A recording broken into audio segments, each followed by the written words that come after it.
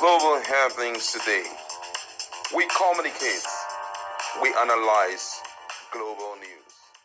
Stay tuned. Hello, good people. Welcome back to our channel. We're so excited to have you again. Nigerians have been wondering how many people are interested in presidential ticket of the ADC, which was launched as a coalition party some few days ago.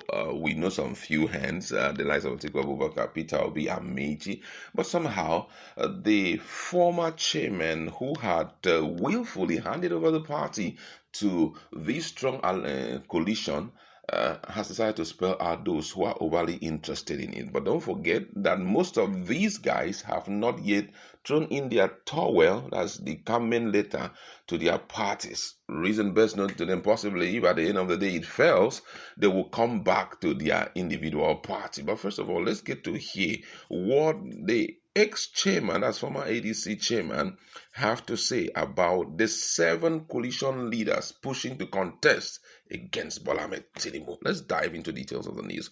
The former national chairman of the African Democratic Congress, Ralph Nwosu, has stated that supporters are pushing no fewer than 7 prominent figures in the coalition movement to contest the 2027 presidential election against President Bola Ahmed Tinubu. You can recall that the opposition coalition led by the former Vice President Atiku Abubakar and the 23 presidential candidate of the Labour Party, Peter Obi, on Wednesday adopted the ADC as its platform for the 2027 presidential contest. In an interview, Nwosu stated that 7 coalition leaders were being tipped to replace Tinubu in 2027, but the ADC would adopt an open selection process. Nwosu stated these amid growing speculation that some northern power blocs within the coalition movement are already backing the Labour Party presidential candidate for a one-term deal. Now, according to Nwosu, supporters of Atiku, including former Minister of Transportation Rotimi Amechi, ex-governor of Kaduna State and Osun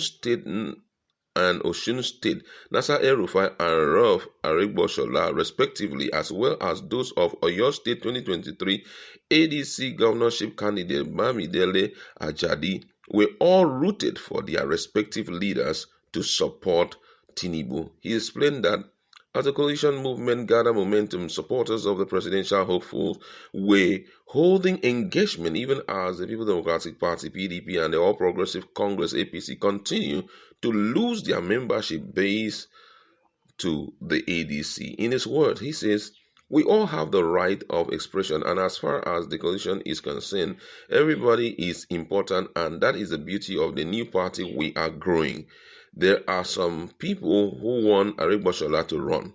There are also people who are rooting for Dr. Ganiyu Bamidele Ajadi to run.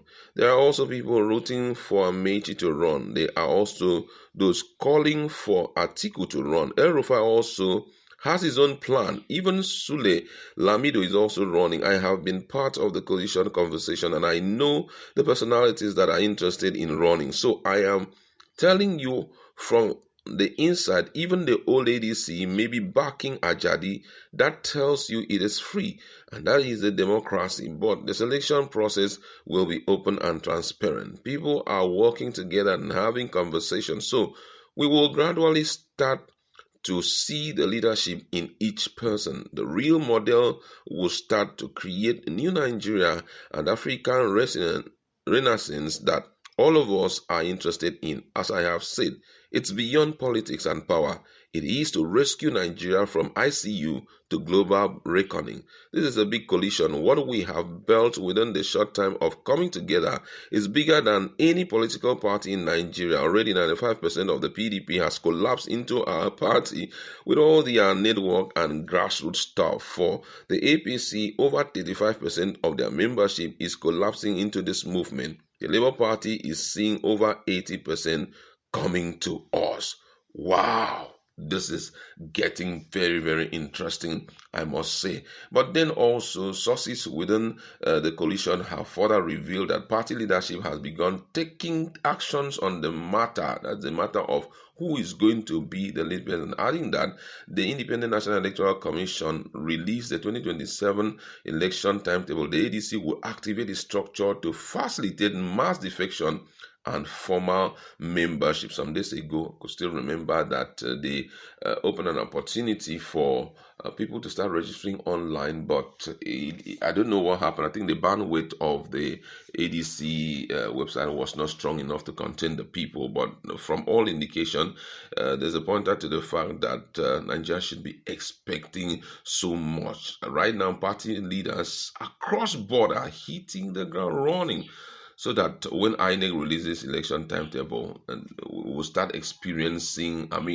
the normal rigorous movement exercise of politicking left, right, center. People have been listed out who are going to feature. Sule Lamido, though he has not expressed interest, but the coalition is saying that there's some element of interest. El Rufai too had also told us he's not really interested in whatever the coalition will produce. What he wants is that evil party he brought into power in 2023. He wants it to be hoisted out. Atiku Abubakar is overly interested, we know, and the person of Peter Obi also wants to be part of it. My colleagues in the house, and we just want to talk about these. Certain persons have been mentioned, though they have not openly expressed their interest in this upcoming coalition exercise. I know the decision will be made at one point who will pay the ticket. Do you think that if the choice of the people has not been selected as